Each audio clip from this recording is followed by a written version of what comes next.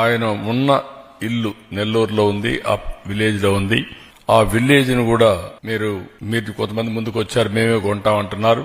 ఏం చేస్తారు, కొంచెం వర్కౌట్ చేయండి. దాన్ని కొని ఒక మెమోరియల్ గా మనం తయారు చేస్తే శాశ్వతంగా ఎవరు వచ్చినా అక్కడ పోయి చూసేట్టుగా ఒక మ్యూజియం తయారు చేద్దాం.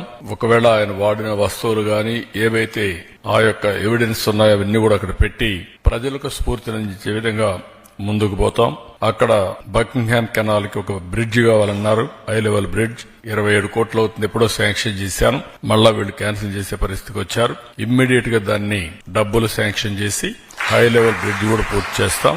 అదే మరిగా కూడా ఒక ప్రైమరీ హెల్త్ సెంటర్ కి ఆర్థిక సహాయం చేయమన్నారు, అది కూడా ఇమ్మీడియట్ పెట్టి one of the best primary health centre అక్కడ కట్టిస్తాం.